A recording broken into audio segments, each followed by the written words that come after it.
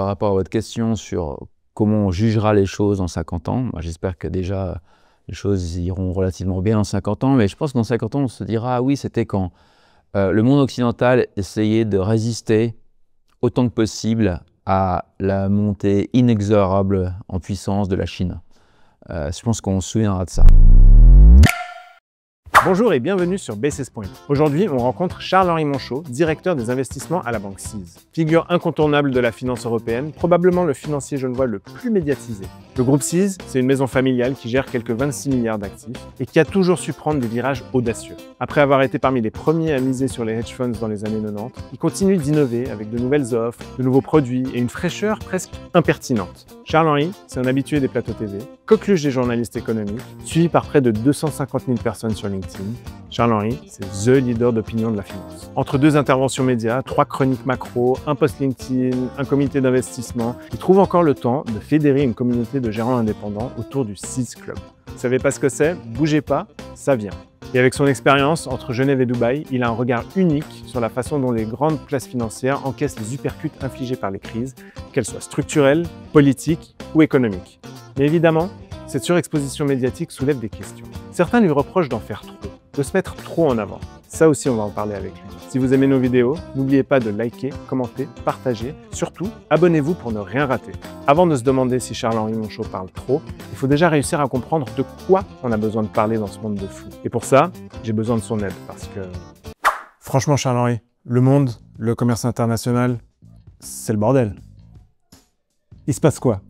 Alors, c'est vrai qu'on est dans un monde qui est devenu plus compliqué, qui a changé aussi, et ce depuis le début de la décennie. Il y a eu le Covid, ensuite il y a eu l'invasion de l'Ukraine par la Russie, et là maintenant on est dans une nouvelle phase avec le retour de Trump à la Maison-Blanche. Donc c'est une tendance qui est certainement assez longue. On l'a vu, on est passé de globalisation à slobalisation. On est désormais dans un monde multipolaire. On a d'un côté le monde occidental, la sinosphère. Et ce qui est vraiment intéressant, c'est qu'il y a beaucoup de choses qui s'entremêlent. Ce n'est pas juste de la géopolitique. C'est aussi la macro, l'inflation. Il y a aussi une guerre technologique autour de l'IA. Donc ça crée beaucoup de risques, mais aussi beaucoup d'opportunités. Mais de complexité, quoi. C'est un petit peu rentrer dans la chambre d'un adolescent et pas savoir par où commencer à la ranger. Parce que, je veux dire, on parle des États-Unis, on parle de la Chine, on parle de la Russie. Récemment, on voit qu'il y a des tensions en Inde et au Pakistan, sans parler de la situation au Moyen-Orient avec Gaza. Je veux dire, dans 50 ans, quand on va étudier notre époque dans les livres d'histoire, qu'est-ce qu'on va raconter? C'est quoi le dénominateur commun de toute cette folie?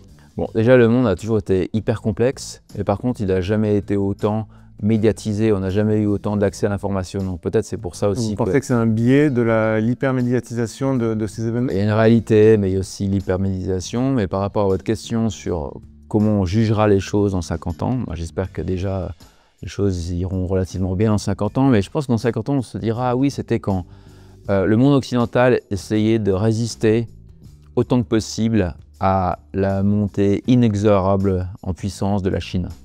Je pense qu'on se souviendra de ça, à mon avis. À mon sens, une des grandes différences avec l'époque qu'on vit aujourd'hui, c'est le manque de visibilité et de compréhension. Avant, on avait toujours une espèce de playbook sur lequel on pouvait se reposer.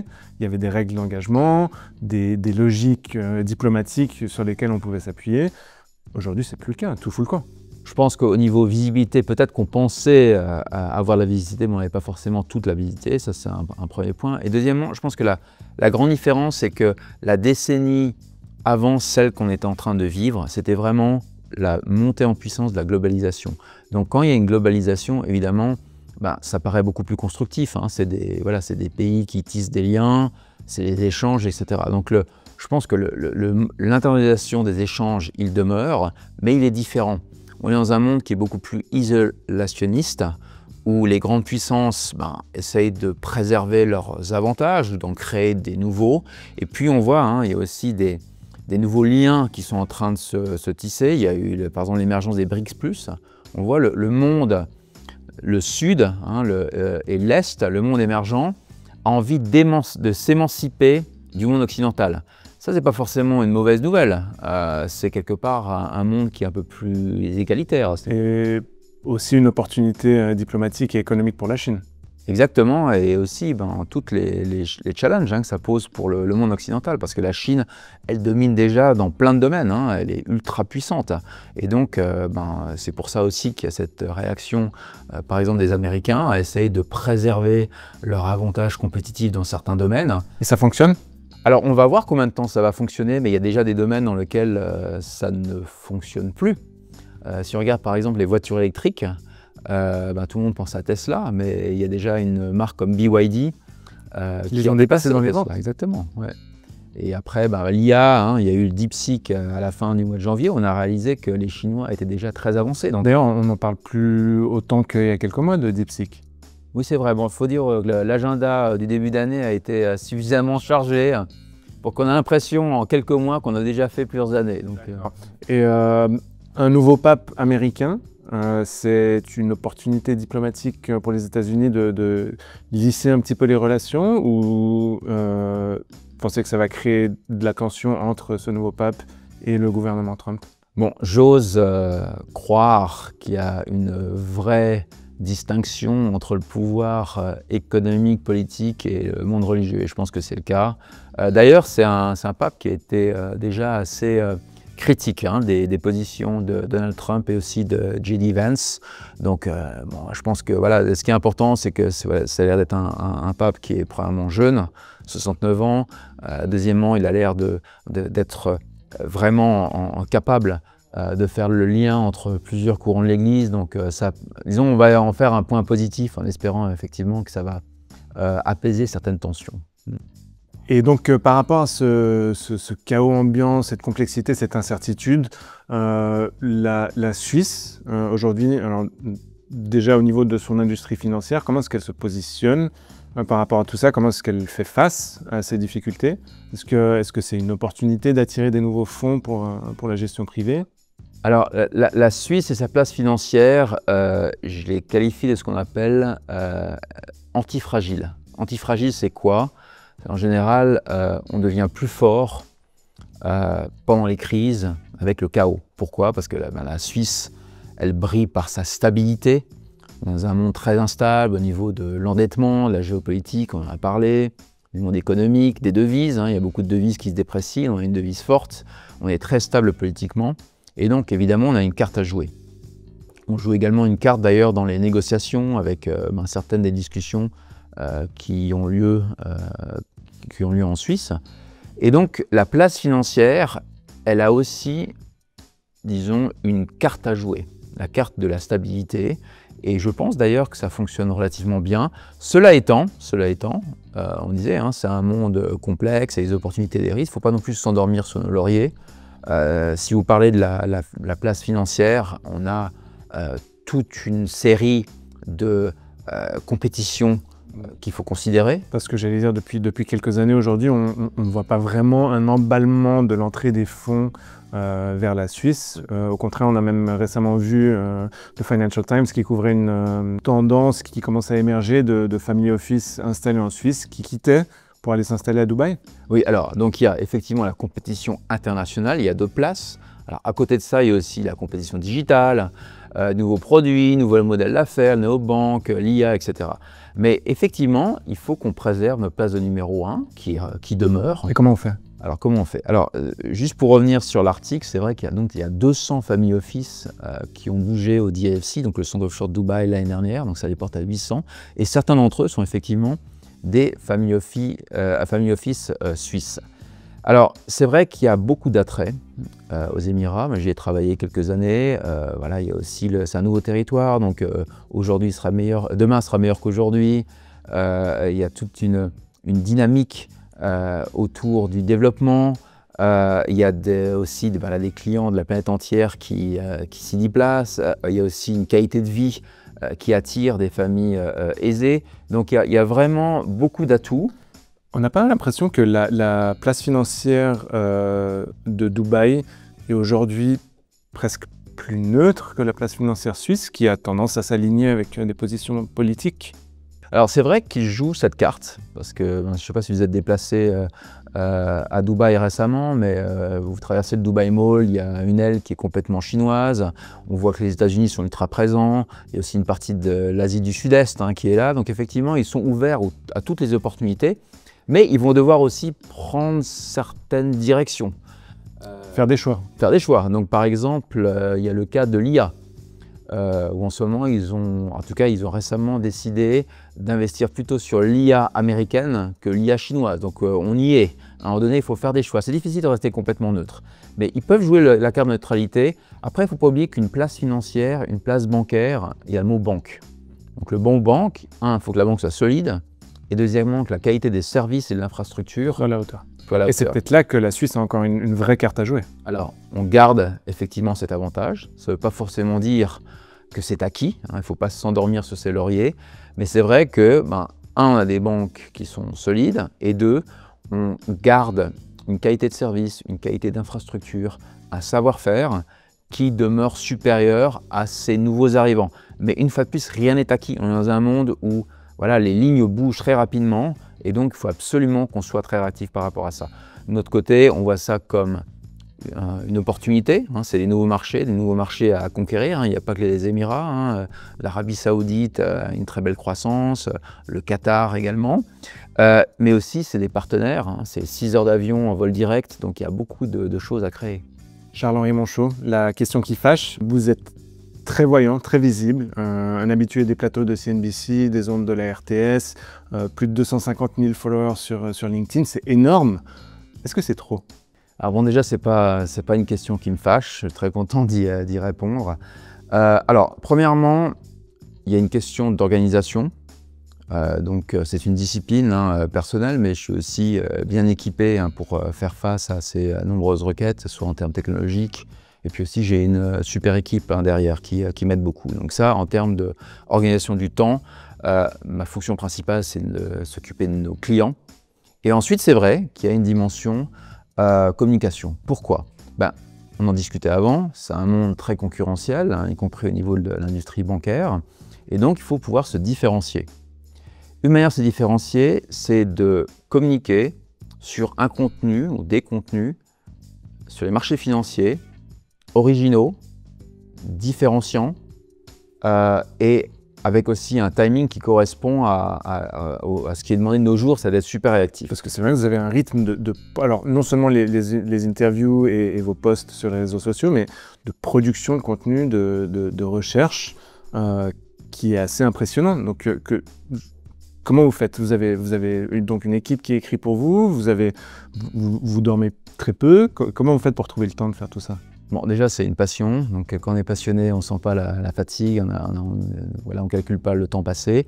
Mais une fois de plus, c'est une question d'organisation et puis de discipline et d'avoir la bonne équipe derrière. Après, ça en vaut vraiment, le jeu en vaut la chandelle. Pourquoi? Parce qu'on utilise notamment, non seulement les médias traditionnels, mais aussi les réseaux sociaux. Et là, c'est un écosystème absolument formidable. Donc, si je prends l'exemple de LinkedIn, il y a plus d'1 milliard de membres LinkedIn de nos jours. Donc, c'est un écosystème extraordinaire pour trouver des nouveaux clients, des prospects, identifier des candidats, également travailler avec des fournisseurs. Donc ça, concrètement, le retour sur cet investissement en temps, vous le constatez, notamment juste si on prend LinkedIn comme exemple? Oui, complètement, parce que ça permet, d'économiser certaines dépenses de marketing, parce que c'est un marketing qui est très puissant, et puis deuxièmement, c'est vrai que ça nous permet des opportunités commerciales qui émergent. Et puis aussi pour attirer des talents, des fournisseurs de services, comme par exemple les gérants de fonds, etc. Et après, il y a une autre dimension, souvent que les gens ne perçoivent pas, c'est que, je ne sais pas si vous avez remarqué, mais quand vous voulez vraiment être bon sur un sujet, il faut être capable de l'expliquer aux autres. Il faut être capable de l'enseigner. Si vous êtes capable d'expliquer en termes simples un sujet complexe, vous l'avez très bien compris. Voilà. Et ça, donc, c'est une discipline qui est super importante, qui permet de progresser.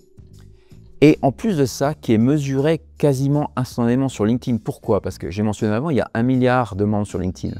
Si vous postez un contenu qui n'est pas excellent en termes d'écrit, en termes d'image, en termes de condensé, en termes de timing, ben, vous n'allez pas avoir de retour, vous n'allez pas avoir de like, vous n'allez pas avoir d'engagement dessus. Donc et là, c'est aucun filtre, hein. Il y a toutes les nationalités, c'est pas basé sur les études, c'est basé sur rien du tout, c'est basé, enfin de ces dimensions-là, c'est vraiment basé sur la qualité, la fréquence des contenus qui sont postés. Et donc là, on a effectivement non seulement un bon retour, mais ça nous force à devenir meilleurs dans notre manière de communiquer. Et le dernier point qui est aussi important, c'est parce qu'on voilà, on est dans un business, mais c'est aussi important de partager. Donc il y a une dimension de retour, c'est-à-dire qu'on partage des connaissances. Et là-dessus, je dois dire, il y a des super feedbacks de certaines personnes qui peuvent être en Afrique ou en Asie, qui disent voilà, grâce à vos publications, j'apprends davantage sur le monde, sur la finance, merci beaucoup. Et les étudiants, on est souvent invités, pas seulement moi, mais aussi mes collègues, à les présenter dans l'université. Et donc ça, c'est aussi une manière de redonner ce qu'on a appris. Il y a aussi une dimension sociale, de partage et d'impact qui est importante. Et les thématiques que vous décidez de couvrir sont parfois hyper originales. Elles vous viennent d'où ces idées? Je me rappelle notamment une que vous avez fait l'année passée sur les data centers en Ouzbékistan par exemple, ou au Turkménistan. Oui, alors c'est ça qui est génial, c'est que, alors on a l'accès au monde entier en termes de visibilité, mais on a aussi accès à une foule d'informations. Et là, un autre petit secret, c'est que j'utilise beaucoup d'autres social media pour pouvoir partager l'information. Et ces social media me connaissent, c'est-à-dire qu'au fur et à mesure que j'utilise ces sources, ils savent que je recherche justement la géopolitique, la macro, la technologie, etc. Mais que j'aime bien des choses qui sortent un peu de l'ordinaire. C'est ça la puissance des algorithmes. Exactement. Et donc du coup, ça me permet d'avoir accès à des informations qui échapperont peut-être à certains. Je peux ensuite repartager. Et comme le partage est lui-même productif, la source que j'utilisais apparemment arrive à le savoir et me renvoie des contenus. Voilà. Donc vous voyez, pour gagner du temps, et l'efficacité, elle est assez redoutable. Et donc, cette recherche que vous faites, ces contenus que vous développez, vous le faites pour les audiences de la banque, pour votre audience, et ensuite pour les clients, ou c'est l'inverse? Alors, tout est recyclé. Alors évidemment, nos clients, ils ont accès à une recherche, on va dire, premium. On ne partage pas tout sur les social media et surtout en ce qui concerne la recommandation ultime. Parce qu'on peut partager des faits de manière universelle. Par contre, lorsqu'il s'agit d'une opinion, d'une recommandation, ça c'est vraiment, disons, uniquement réservé aux clients parce qu'il y a une dimension également de compliance réglementaire qui est liée. Donc voilà, nos clients ont accès à une information, à un service forcément payant et particulier. Mais après, pour le reste, c'est gratuit, mais avec effectivement un certain nombre de règles en termes d'opinion finale, on va dire. On a Charles-Henri, le leader d'opinion. On a aussi Charles-Henri, le rassembleur. Je pense notamment au fameux CIS Club. Pour ceux qui ne le connaissent pas, est-ce que vous pouvez nous expliquer ce que c'est? Oui, donc c'est CIS Club, donc ça c'est la banque, c'est la banque CIS qui rassemble, et pas Charles-Henri. Donc effectivement, ça a été créé il y a quelques années sur le constat suivant, c'est que c'est vrai qu'à Genève, les gens travaillent beaucoup en silo. Donc voilà, les banques ont leurs produits. Chacun pour soi. Voilà, chacun pour soi. Et donc on sortait de la période Covid, où tout le monde était resté derrière les écrans, et on s'est dit, voilà, on va faire une plateforme de rencontre mensuelle, mais offline, c'est-à-dire ouverte, physique, ici dans la banque, donc c'est une fois par mois, table ronde destinée aux gérants indépendants. Parce que la banque s'occupe des clients privés, mais aussi une activité gérant indépendant qui est assez importante. Donc c'est ouvert, vous n'avez pas forcément besoin des clients, par contre il faut que vous soyez client professionnel. Il y a donc c'est une fois par mois, format petit déjeuner, table ronde, une thématique, et c'est pas seulement la banque qui partage ses opinions sur cette thématique, mais aussi les gérants indépendants eux-mêmes. Donc si je peux donner un ou deux exemples, donc on a eu différents thèmes, il y a eu la crypto, l'or, il y a eu le Moyen-Orient. Pardon, si on prend la crypto par exemple, vous avez vos clients gérants indépendants qui viennent ici et qui vont quoi? Qui vont venir écouter des présentations de prestataires de services crypto, par exemple, ou vos analyses? Comment ça se passe? Alors, ça peut être des prestataires externes, ça peut être nos analyses, mais ça peut être aussi les gérants indépendants qui viennent avec leurs idées, voire leurs produits. Pour prendre un autre exemple que la C'est crypto, vraiment un forum d'échange. c'est un forum d'échange. Le motto, c'est Meet, Share, Co-Invest. Donc, c'est pas seulement se rencontrer, c'est aussi, une fois qu'on a partagé des idées, potentiellement faire des co-investissements. Donc, un exemple avec la Suisse, on a invité un gérant indépendant bien connu ici sur la place, qui, en plus de gérer l'argent de leurs clients, ont un fonds Action Suisse investi dans des entreprises familiales. Et donc, ils ont présenté ce fonds, avec aussi évidemment des vues sur le marché suisse. Et donc, ici, c'est un win-win parce que nous, quelque part, on rend service à ce client. Ce client, lui, peut se montrer à d'autres gens indépendants. Et donc, on peut grandir ensemble. Et c'est tout à fait dans notre philosophie, c'est-à-dire que quelque part, c'est d'échanger, voilà, de manière sympa, ouverte. On apprend des autres. C'est la version analogue de ce que vous faites sur LinkedIn, un peu. On va dire, on passe du online au offline, exactement. Ouais. Charles-Henri Monchot, directeur des investissements à la Banque CIS, merci beaucoup d'avoir été avec nous. Merci beaucoup, Chérif. Voilà, merci d'avoir été avec nous. J'espère que ça vous a plu. Si c'est le cas, likez, partagez, laissez-nous un petit commentaire et n'oubliez pas de vous abonner. Enfin, si vous avez des choses à nous raconter, contactez-nous, venez et parlons-nous franchement.